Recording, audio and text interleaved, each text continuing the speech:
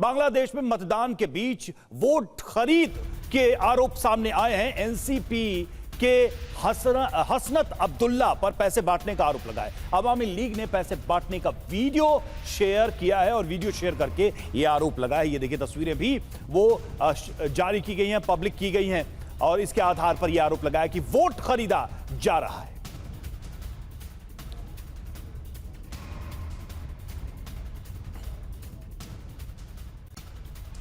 और देखिए बांग्लादेश चुनाव में हिंसा की आशंका भी जताई गई है। कोमिला मतदान केंद्र पर अवैध हथियार जब्त किए गए। नेशनल सिटीजन पार्टी का नेता यहां पर गिरफ्तार किया गया है।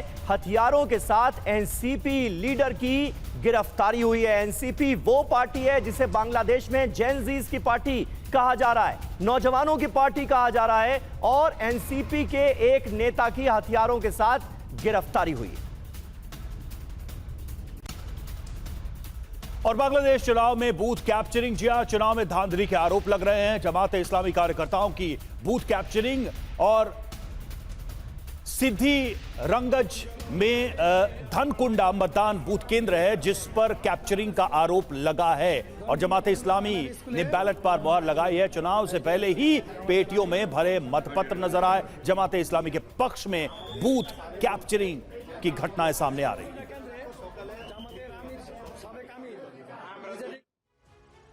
तो देखिए बांग्लादेश में चुनावों के वक्त गुंडा तंत्र कैसे नजर आ रहा है अब आपको बताते हैं। जमाते इस्लामी के बदमाशों ने बूथ कैप्चरिंग की है। रात से ही सिद्दरगंज के बूथों पर जमात के कार्यकर्ता जमा हो गए। पहले से ही बूथों की सूची बना ली गई थी, मतलब कहां पर जाना है, कहां पर करनी है गुंडागर्दी, ये पहले से तय कर लिया गया था।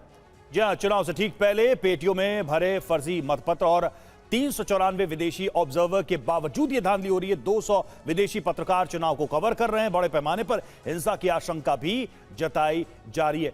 मजरूल इस्लाम साहब हमारे साथ इस वक्त सीनियर जर्नलिस्ट जुड़ चुके हैं बांग्लादेश से। मजरूल साहब, कुल मिलाकर बात यह है, सवाल यह है कि क्या ये जो चुनाव हो रहा है ये एक वैलिड चुनाव माना जाएगा? क्योंकि इतने सारे एलिगेशंस अभी से आने शुरू हो गए हैं, कहीं बूथ कैप्चरिंग के, कहीं वायलेंस के, कहीं गुंडागर्दी के, कहीं कई तरह की गड़बड़ियां सामने आ रही हैं।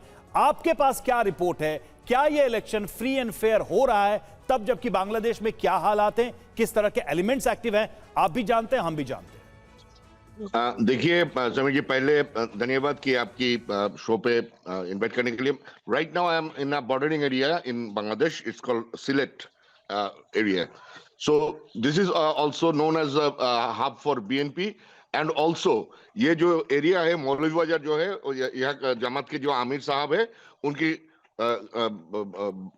उनके जन्मस्थल भी इस एरिया पे है, होम डिस्ट्रिक्ट जिसको कहते हैं हम। सो फॉर सुबह से लेके अब तक कोई भी जो हिंसक जो परिवेश बता रहा है कि ये कल की बात थी, आज जो सिचुएशन है is very normal and under control.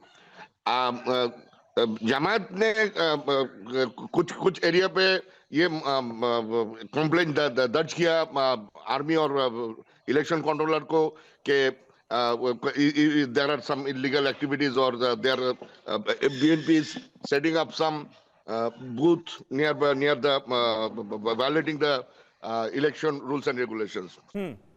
इसके बगैर so far till right now जो सिलेट जो मौलवीबाजार एरिया है, इन एरिया के सब इलेक्शन जो केंद्रीय है, वोट केंद्र है, वह situation is very normal and under control by the law enforcers and the election operating bodies.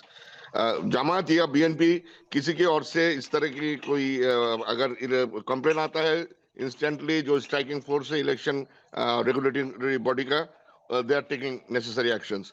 Hopefully after 12 we are expecting if there is anything. ठीक है मजरूल साहब, आप बता रहे हैं कि इस वक्त क्या चल रहा है। अजीम भट्ट भी हमारे साथ सीनियर जर्नलिस्ट मौजूद हैं लाहौर से। अजीम साहब, पाकिस्तान में बांग्लादेश के इन चुनावों को लेकर क्या चर्चा है? पाकिस्तान के लोग और वहां पर जो इस वक्त माहौल है, आप लोग क्या दुआ कर रहे हैं कि बीएनपी जीते या फिर जमाते इस्लामी सत्ता में आए बांग्लादेश की? मतलब पाकिस्तान के लोग पाकिस्तान के लिए बांग्लादेश में कौन सी सरकार जो है उसे फायदेमंद बता रहे हैं?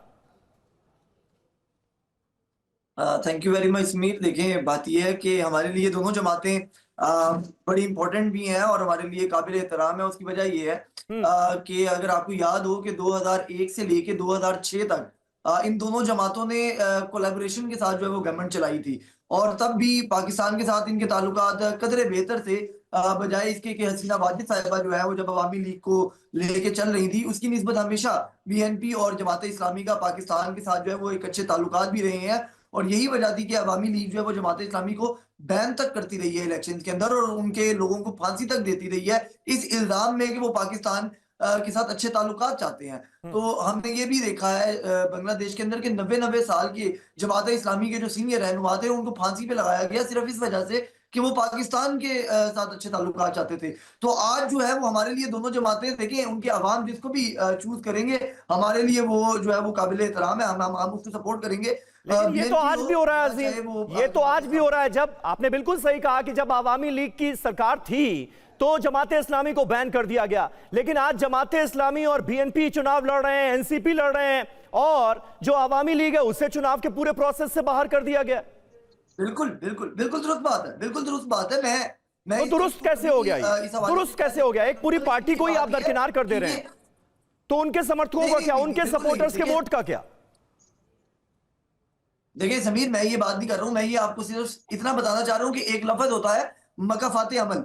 अब बात ये है कि ये उनके मुल्क का वो एक सॉवरेन कंट्री है, उसके मुल्क का अपना मसला है। यहाँ पर बैठ के मैं और आप तो उसको डिक्टेट नहीं कर सकते हैं कि आपने क्या करना है या क्या नहीं करना है, इलेक्शन रूल्स क्या कहते हैं। बात ये है कि अवामी लीग की जो सरबराह है हसीना वाजिद साहिबा, उनको बांग्लादेश की सबसे बड़ी कोर्ट ने जो है वो क्रिमिनल करार दिया है। इसके अंदर मेरा या आपका कसूर तो नहीं है। उसके अंदर तो देखिए, बांग्लादेश एक सॉवरेन कंट्री है, उनकी एक अदालत है, उनका एक कानून है, उसने एक फैसला दिया है और उसके तहत वो एक क्रिमिनल है, उन्होंने मैस मर्डर किया है। तो अब इसके ऊपर मैं और आप क्या कह सकते हैं? अवामी लीग को होना चाहिए या नहीं होना चाहिए, ये बांग्लादेश का फैसला है, ये बांग्लादेश की अवाम का फैसला है। इसके अंदर जो भी उनकी अवाम फैसला करेगी उसको कबूल किया जाएगा। सवाल पूरे प्रोसेस को लेकर है कि ये जो प्रोसेस है उसमें एक बड़ी पार्टी जो रही है यहाँ के मूवमेंट से लेकर, यानी कि पाकिस्तान से अपनी आजादी छीनने से लेकर आज तक, तो उस पूरी पार्टी को एकदम से बाहर कर देने को कैसे एक टोटल डेमोक्रेटिक प्रोसेस कहा जा सकता है?